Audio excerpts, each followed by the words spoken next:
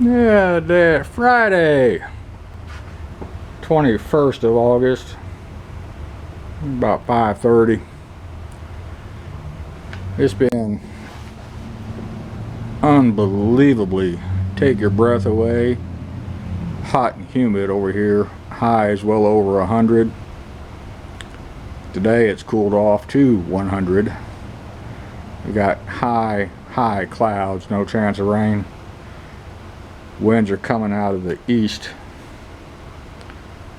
so we might have a very weak front blowing through. And the boys up the hill mowed at the grass, but it's not a very good job of mowing. They might have someone come over with a bush hog instead of a mower. There's spots that look like nothing got mowed. There's spots that the grass is kind of laid over because of dull blade. But at least they did something. I was pulling in. They've got 2 coils sitting outside, apparently for the scrap man. Judging from the size of the coils, they're about $20,000 a piece. They managed to screw that up. But anyway, I got a project on my list. This upside down rocking chair. I bought 2 of these to go on my pergola probably 16 years ago, and this one had a failure where it joins onto the legs of the chair. It's repairable. I go back with some glue and screws, and while I got it here, I'll reinforce the one that has not broken off yet. And bought these at Sam's. They were around $100 a piece back then. They're probably $300 a piece now. And they spent their last 16 years outside on my pergola on the deck. And lasted a pretty long time. Some type of exotic wood that resists rot. I don't remember the exact species of wood. For a $100 bill, getting 16 years and being outside the whole time, it's actually pretty decent quality. I'm pretty sure I can fix that one. Told the wife I don't do wood repair, and she brought it up to the patio. I finally took a look at it and I said, well, actually, I think I can fix that. So I'll try. I'm not sure if I have any glue here. I might have to get a bottle of glue. And the glue's not really going to do anything other than seal up the joint. The screws will provide all the holding power. But we'll see.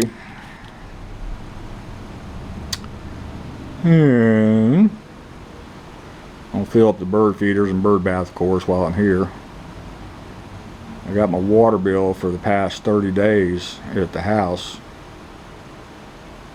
Total usage for that 30 days was 61,000 gallons of water. Approximately 58,000 gallons of that was just run the sprinklers for the yard. It ain't thriving. I'm just trying to keep it alive. St. Augustine, it does not tolerate drought. If you sneeze on the damn stuff, it'll die. But that I think it was $260 water bill is still cheaper than 4 or 5 skids of sod.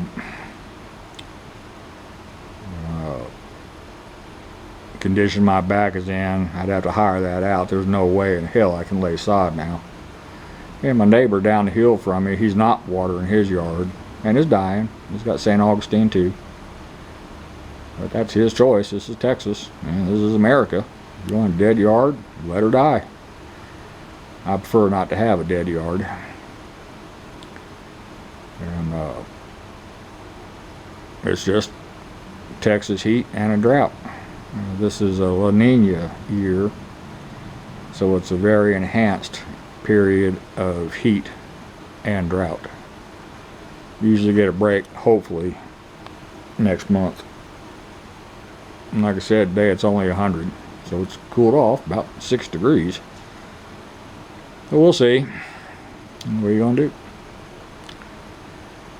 But last time I rolled cigarettes, I did not roll all the empties. I had quite a few I didn't bother to fill, so I got a bunch of empties now I need to roll. So I might roll cigs this afternoon. Wife's working her job at the mall, and I believe she said next month they're changing locations to get out of the mall a little bit closer to the house. A little storefront there on the loop.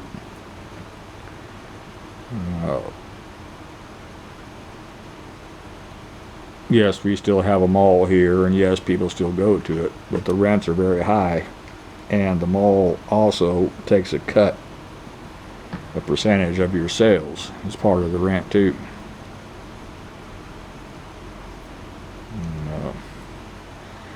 But I'm retired, so stuff like that's just interesting, but does not concern me very much at all.